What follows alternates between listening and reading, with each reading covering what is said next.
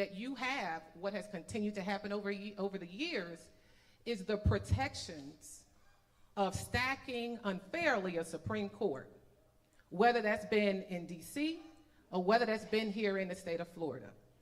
I think we also have to look at, and you asked me a question of whether or not this is legal. We'll also, and I'll just put it at this, slavery was also legal as well, okay? But we're gonna go back to, if we look at it one way, to say now because of a strict strike of Section 2, that hey, we can no longer look at this as a racial thing. We still, in 2010, voted here in the state of Florida, and I'm pretty sure that was also in an analysis when you were to read your bill before you voted, to say that in 2010, was it 65% or more of voters said we would not only look at race as a way to gerrymander, we would also not want our electeds to do it from a standpoint of it being partisan. And so with those things also laws, and I'll just say that is literally the only thing we have hanging, because it's gonna be very hard, although it can now be seen as legal, it doesn't make it right. But from a federal standpoint, this thing is gonna really be hard based off of what the Supreme Court just did. However, we still have Fair Districts Amendment 4 and 5 here in the state. And that's what we see now from a state perspective of it being illegal, and that's what we're fighting here in the Florida courts. All right, thank you very much. 3 pages of that manifesto, and it told us exactly, it gave us the blueprint of what's going to happen. For me, growing up in Atlanta, Georgia, I learned about redlining, I learned about gerrymandering, steering. I learned about it in the 6th grade. In the 6th grade, I had an understanding of what these things were. But I never thought that I would have to deal with them in real time until 2023. And let's bring it local. Let's not talk about the state. Let's talk about what happens right here where we are, locally. In 2023, I ran for mayor in Ocoee. I had to resign my seat to run. I did so. I was not successful. But according to our city charter, once I lost that race, I became a citizen able to run for my seat again, according to our city charter. And we had to have an election within 90 days of the mayor's race. That's what the city charter stated.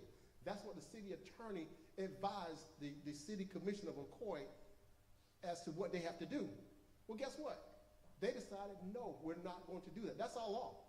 We're not going to do it. We're not going to worry about suppressing your vote because we have the power to just say, I'm going to restrict 15,000 residents from voting, period. And we blew this whistle, and no one really understood what was going on. And then when I had the audacity to stand in front of different churches and let them know that, hey, Project 2025 is so real that now your local governments are calling the shots without any, there's no checks and balances of it. And I said, what's going to happen? It's going to come to our doorstep, it's going to knock on your door. If you don't pay attention to what's going on right now in 2023, come 2025, 2026, which we are right now, it's going to come knocking on your door, and it's going to be gerrymandering, and it's going to be what we talked about, Section 4. No, it's not fair. And because we can stand here and we can say all kind of things, but what really matters is what we truly do, and who's holding us accountable for what we do. As an elected official, I'm asking my fellow commissioners and other elected officials to hold me accountable to make sure that we're doing things right and to make sure that everything has checks and balances, and just as I hold them accountable as well. When it comes to redistricting and gerrymandering, there is no checks and balances. We got super majorities, super minorities. This is the exact same thing goes back to 1950. It's the exact same thing happening over and over again. And George Santiago said, if we don't understand our history, we are doomed to repeat it. And guess what we're doing right now? We are repeating it right now. Thank you very much.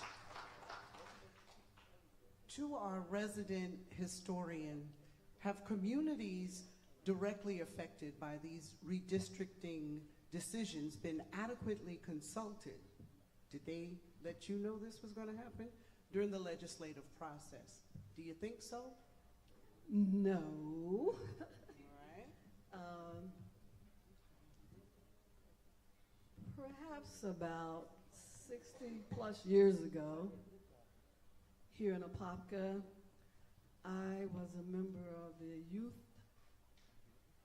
NAACP, and we would host at our church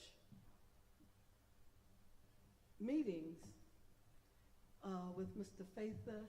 Faithy Dowdell, who was very, very adamant about having the right to vote. He led a door-to-door campaign.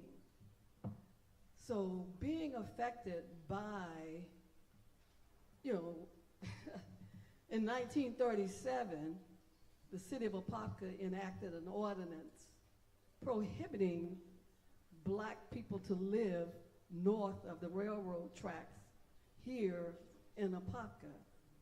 You know, I have to give so much credit to St. Paul AME Church, the oldest black church in Apopka.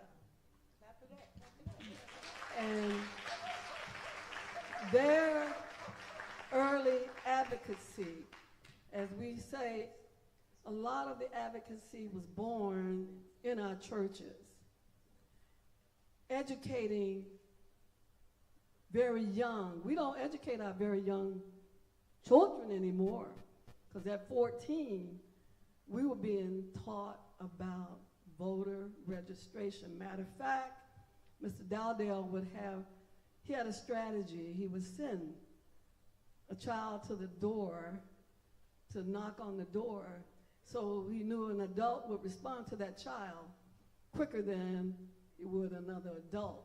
So once a child knocks on the door, the resident comes and Mr. Dooney, we call him Mr. Dooney, he steps out and say, okay, look, I'm here to register you to vote.